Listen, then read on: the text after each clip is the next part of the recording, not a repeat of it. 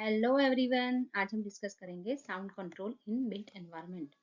मतलब आवाज को किस तरह से हम रोके ताकि घर के अंदर शांति बनी रहे और हमारा जो कंफर्ट है वो भी बना रहे और नॉइज पोल्यूशन ना हो। So due to urbanisation and industrialisation बहुत ही ज्यादा नॉइज पोल्यूशन बढ़ गया है। नॉइज होता क्या है? अनवांटेड साउंड जो हमको नहीं चाहिए। तो अगर अनवांटेड साउंड आता है आपके घर में, कहीं से भी बाहर से आ रहा है या घर में क्रिएट हो रहा है, तो वो डिस्कम्फर्ट पैदा करता है ऑक्यूपेंट के लिए। तो कोई भी जैसे स्कूल है, ऑफिसेज है, रेजिडेंशियल बिल्डिंग है, हाईवे के पास अगर वो है, तो there is a huge problem of noise pollution due to heavy traffic. So it is very essential कि जो भी स्ट्रक्चर्स है वो ऐसे बनाए जाए ताकि वो रेजिस्ट कर पाए नॉइज को and keep the internal environment sound proof. So structure should be designed and planned for better acoustic control. Acoustic means it is related to sound. मतलब साउंड को कंट्रोल कर सके उस टाइप की बिल्डिंग बनानी चाहिए।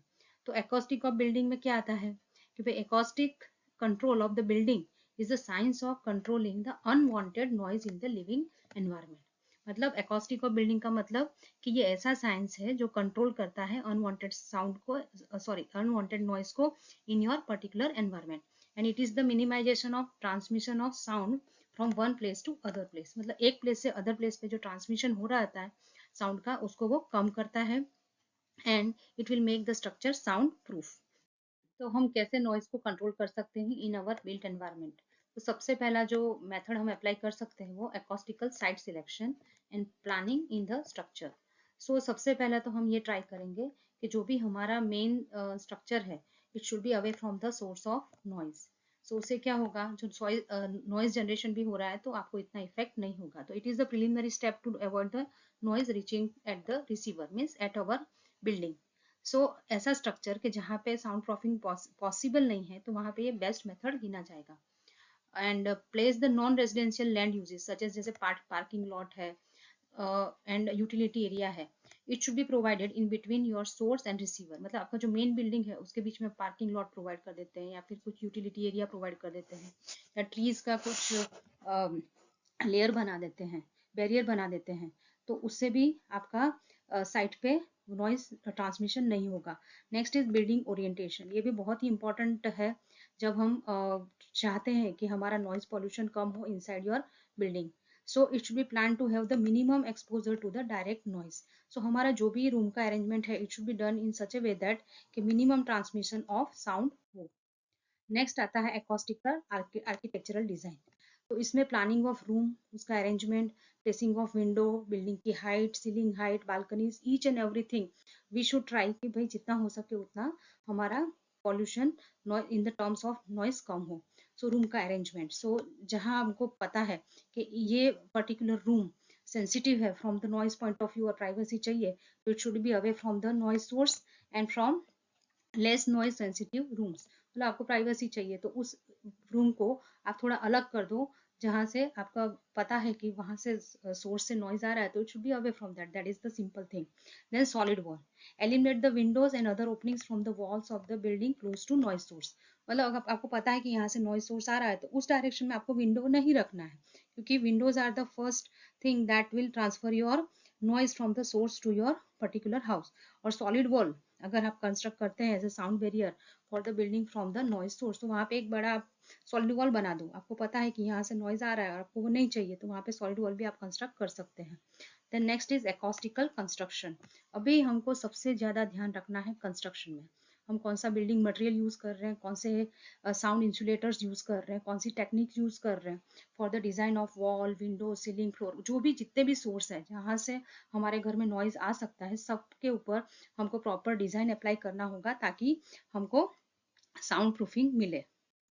सो these are some soundproofing and sound absorber material. But उससे पहले हम जानेंगे साउंड प्रूफिंग और साउंड एब्जॉर्बेंट होता क्या है। तो साउंड प्रूफिंग, प्रूफ करना है मतलब process to prevent the sound. ये पूरा का पूरा साउंड को एलिमिनेट करेगा। It will prevent the noise from transferring between one room to other room और from one room to outside environment. So sound proofing material normally dense and heavy होते हैं because उनको पूरा का पूरा साउंड ब्लॉक करना है। Okay, so it will prevent the sound waves to travel from wall, roof or ceiling or floor. Then sound absorbing material, अभी देखो that is different. They are designed to reduce the level of noise. ये prevent नहीं करेंगे but थोड़ा reduce करेंगे level of noise.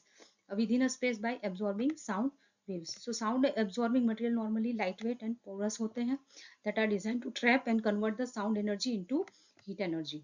So there are so many sound absorbent material that are used in construction to obtain the sound insulation by providing at various places like in roof, in ceiling, in doors, windows, etc. So these are some of the materials that you should know because they are used in construction: fiberglass insulation, mineral wool, acoustic foam, mass loaded vinyl, plywood, acoustic ceiling tiles, acoustic panels, then acoustic plaster, straw board, pulp board, wool board, then quilts and mats, then compressed wood particle board. ये सब हम use कर सकते हैं at different places.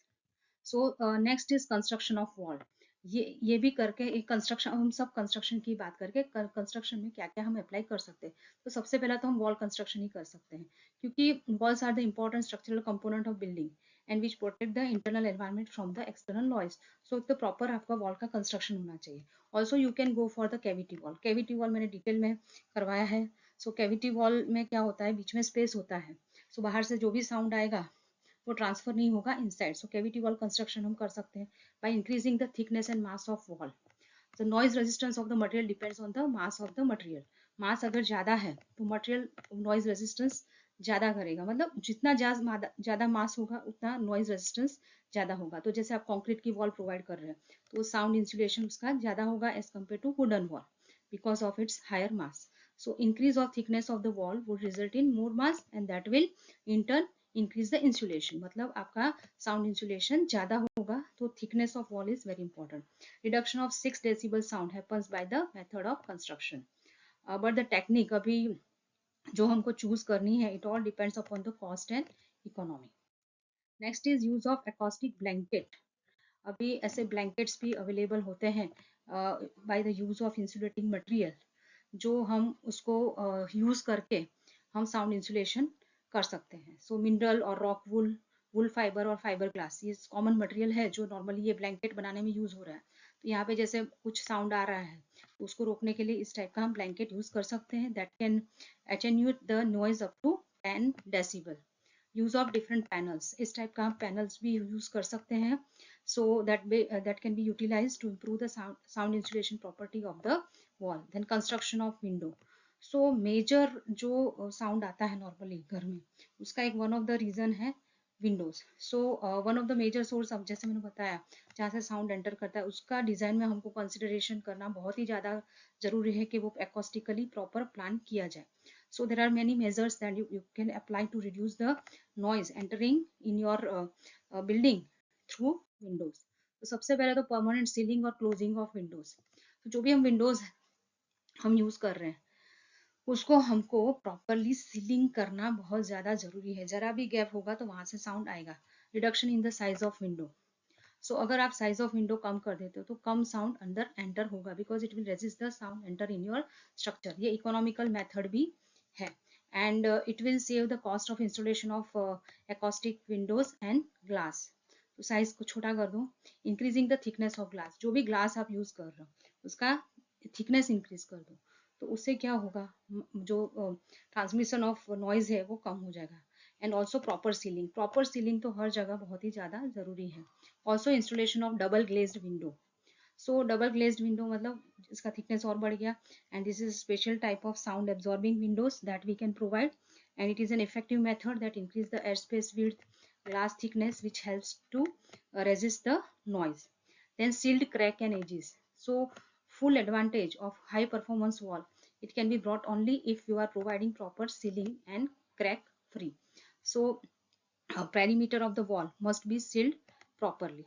So wall के अंदर बीच जहाँ पे भी आपको क्रैक या कुछ एजेस दिखते हैं तो उसको प्रॉपर सीलिंग करना बहुत जरूरी है. This is related to wall.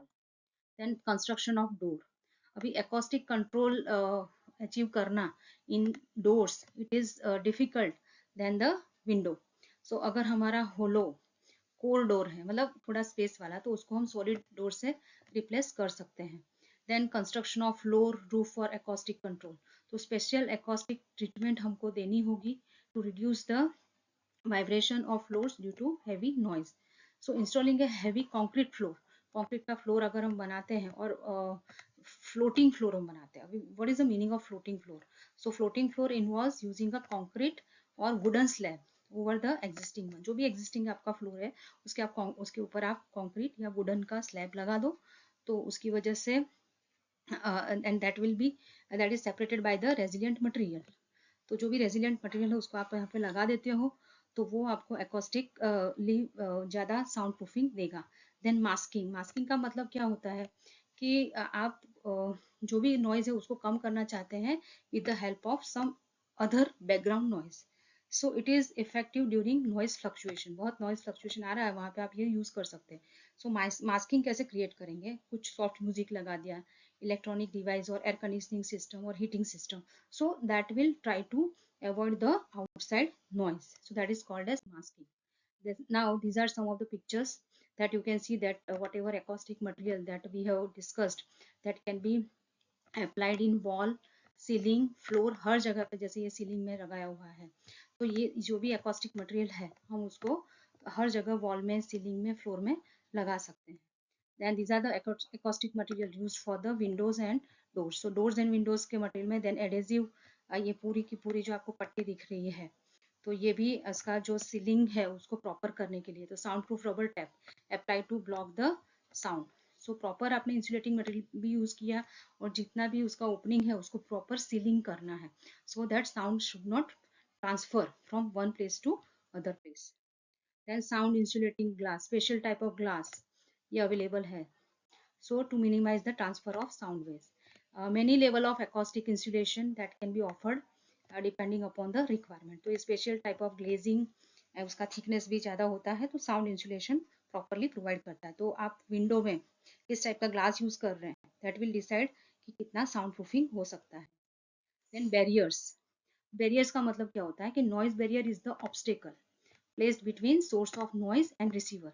जैसे आपका ये सोर्स है और ये आपका रिसीवर है, आपको यहाँ से यहाँ ट्रांसफर नहीं होने देना है, तो इसके बीच में आपको कुछ तो ऑब्स्टेकल लगाना पड़ेगा। तो ऑब्स्टेकल क्या होगा? It may be in the form of bumps, मतलब जैसे स्लोपिंग ग्राउंड है जहाँ पे हम अर्थ मटेरियल प्रोवाइड कर सकते हैं। Then planting of trees and shrubs, आपने देखा होगा काफी बार कि इंडस्ट्री के बाहर वो पूरा का पूरा लेयर होता है ट्रीज का, देन छोटे छोटे श्रब्स का। सो वो क्यों प्रोवाइड किया जाता है?